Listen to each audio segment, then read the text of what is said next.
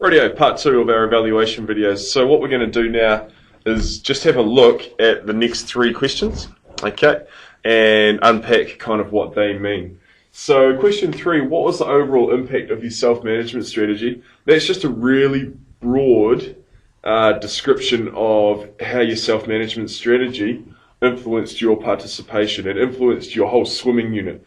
So have a think about how your self-management strategy, how it had an overall impact on your day-to-day participation, on your ability to swim better, on your ability to tread water better. Okay, so don't just look at it in terms of changing participation. Actually have a look at it in terms of your overall swimming ability, your overall enjoyment levels with swimming, everything around the whole unit, not just around participation. Still include participation, but make sure you include everything else. Did it make you better on the post-test? Did it make you have more passion for swimming? Did it make you seriously dislike swimming?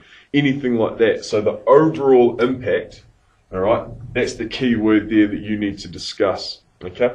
Question 4, would you modify your strategies as a result of the effects you experienced or observed? Justify using examples these suggested modifications.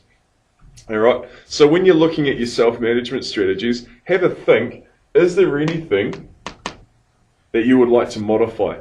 Is there anything that you would change with your self-management strategies? Could you have done it better? Could you have done it differently? Could you have picked another self-management strategy altogether because maybe this one that you did wasn't actually that effective? Is there anything else that you would have done?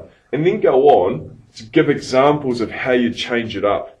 How would you modify your self-management strategy? How would you modify what you would do next time in the unit? Okay, and then give a specific example. So have a think about a session where you might have used this self-management strategy, and then have a think, you know what, I'll do it differently next time because blah, blah, blah, blah, blah, for example, da, da, da, da. All right, so have a think about your self-management strategy and have a think how you might like to change it up a little bit, okay? My suggestion is that you do actually make some modifications, okay? Because it's quite tempting just to sit there and go, yeah, no, it was sweet as, but I think it's always good to show that level of thinking where you know you can improve on something. And then the bottom one, what would this mean for your participation in future? So this here, you've given an example of how you'd modify your self-management strategy, and then it's just the outcome. All right, so the outcome as a result of modifying that self-management strategy. So once you suss that out, you'll find it really easy to think about how it would increase your participation in future. Now, if you were to do this in an aquatics context, I'd also like you to think about how you could do it in any other context in life. So it might be with your sports practices or anything like that. How could you apply some of these self-management strategies in other parts of your life? All right, whether it's sport or any arty stuff that you do, even at school. Have a think about that because that shows an all-round level of thinking.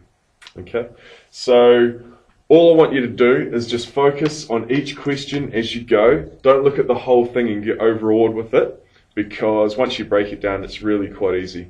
So now you have access to this YouTube clip non-stop whenever you like. So if you do get confused, then you can refer back to this. Cool, good luck.